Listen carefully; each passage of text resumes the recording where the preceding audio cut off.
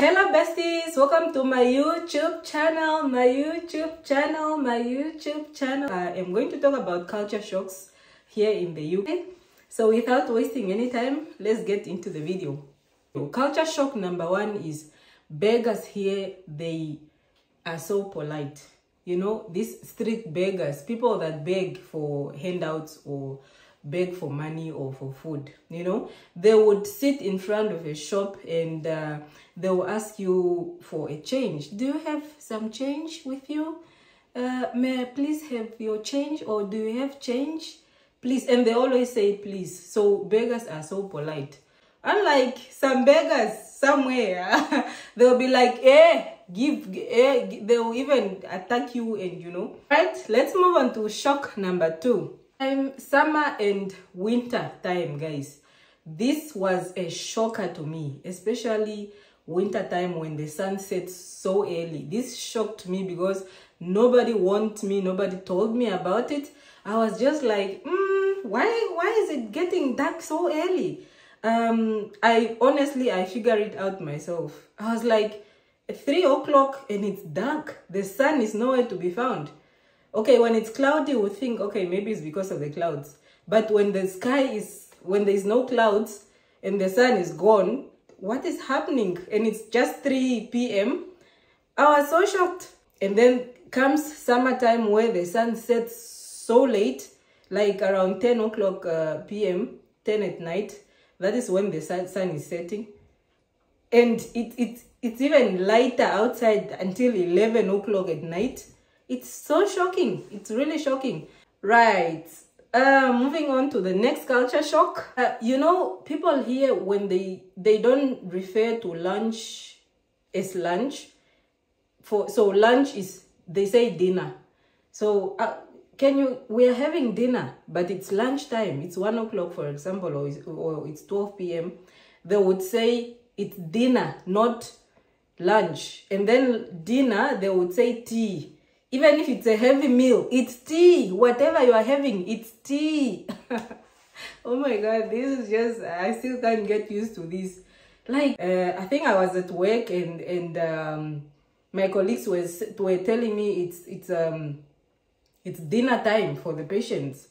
And I'm like, okay, so these patients are having dinner at 1 o'clock, at 1 p.m. Like, how? Why are they having dinner so early? And then dinner time came, apparently it's tea. And I'm like, okay, tea. But they are not having tea at all. They are not even having tea for that matter, but apparently it's tea. Other thing is that they always have 3 meals. They will have a starter, main meal, and then the pudding. The dessert, they call it pudding, you know. It's pudding, whatever it is, whether it's ice cream, whether it's anything, whatever it is, it's pudding. Pudding can be anything at all. Okay, culture shock number 4 is the food here expires very, very fast. And I mean fast, within days. It's almost like every day you need to go grocery shopping, or every week. Like every week, there's just no way you will not go for grocery shopping every week, honestly. Because milk, vegetables, even onions gets expired. Anything, it just runs out of date very, very fast. So number 5 is that these people, they queue. They respect queues. They will queue at clubs. Just to enter a club, they will queue. Okay, wait, I know people back home also probably do queue, but they don't respect queues as much as they respect queues here. At a train station, at the bus stop, at a club, anywhere, I'm telling you. And if you jump that queue, they will just be like, the eye that they are going to give you. No. You can't jump that queue, my friend. When I first came, at the bus stop, I didn't know that people are even in a queue, you know. I just came, and when the bus arrived, I onto the bus. First, I think before the people that I found on the queue. And the next thing I saw is just people, everyone just looking at me so funny. And I'm just like, what did I do? Why are you looking at me like that? What did I do? And then I realized later that, oh my God, I jumped a queue. They will kill you if you jump a queue. They'll just be like, they'll even do that to you. Culture shock number 6 is that people here announce their pregnancy so quick.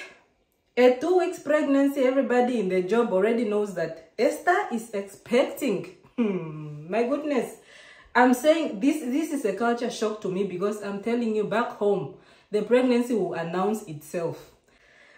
You don't even talk about it. Like, you don't. Until it starts showing.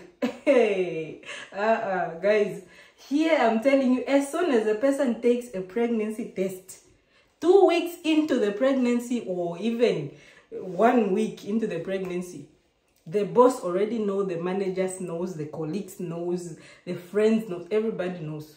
Everybody at work knows. Okay, this has got its advantages, because people at work will now start giving you, like, you know, lighter jobs. You know, you don't lift heavy things, you don't do too much, because you are so respected when you're pregnant. Here, I'm not saying back home you're not respected, or you are, you know, but as soon as they know you are pregnant at work, they expect less from you. Honestly, they treat you like a pregnant person, if you understand what I mean. So, but the main point is that people announce their pregnancy so fast. 1 week pregnancy, everybody knows. Okay, let's move on to the next point. So, point number 7 is that people here walk their dogs, right? But when they walk their dogs, they carry those small black plastic bags, just in case their dog poops. When the dog poops, you pick up the poop in the bin. I can't imagine myself touching dog poop.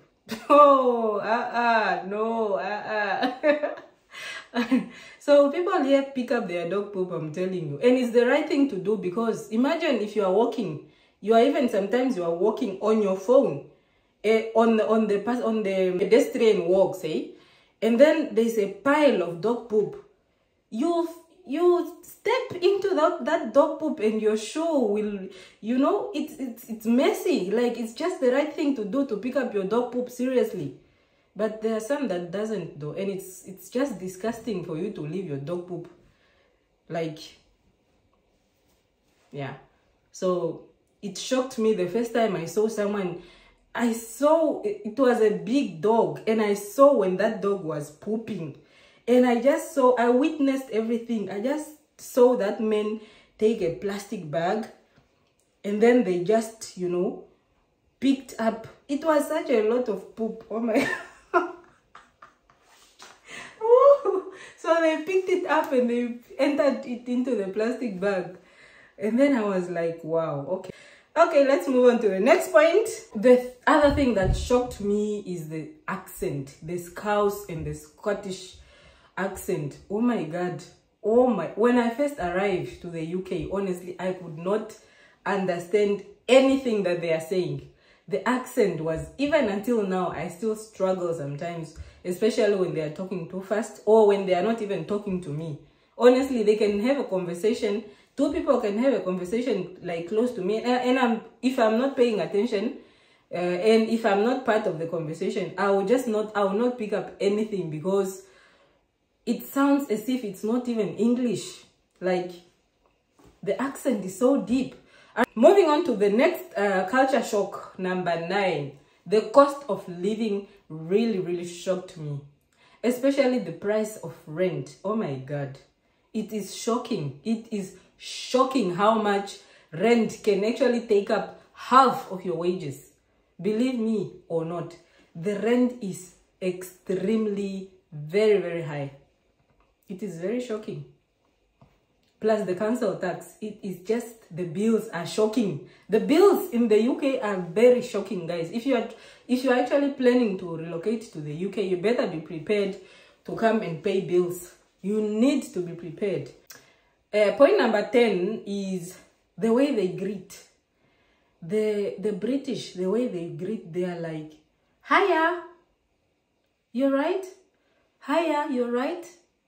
And you don't even, sometimes you don't even need to say anything.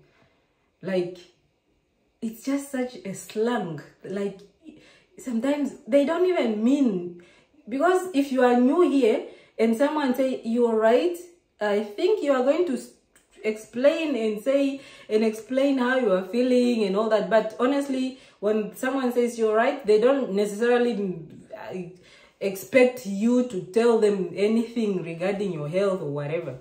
It's just a kind of a slang that you say hiya, you just say hiya, you just say hiya back. Or they just, if they say you're right, you can just say yeah you. Anyways, I'm used to it now. Point number 11 is pubs, clubs, nightlife. Oh, the first time I actually entered a club or went out at night, I was shocked. I was shocked at how people, especially girls, women, dress up. It does not matter whether it is winter or whatever weather it is. People dress up short, like short, close to nothing, and they'll be like shivering of cold, like this, shivering of cold, but they have a small top, a small bottom, like it's just like a culture. When you go out, you just don't want to cover up. But the thing is, it doesn't matter the weather. Yeah, next point, and I think this is the last point, is the drivers are so polite.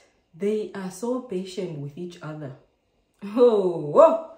I'm saying this because I know back home, drivers, we insult each other on the road. We hoot. I'm telling you, people here don't hoot at each other like that much, you know. Like, back home, I know if you just stand if you just waste time, or drivers back home are rough. They are aggressive. They are really rough. Yeah. And that brings us to the end of this video, guys. Thank you guys for subscribing to my channel. Please subscribe and just turn on your notification bell so that you are notified every time I upload a new video. So I do all the kinds of videos. So please just subscribe, and thank you so much for you guys that subscribed. It's a bye for now. I will see you in the next video. Peace out.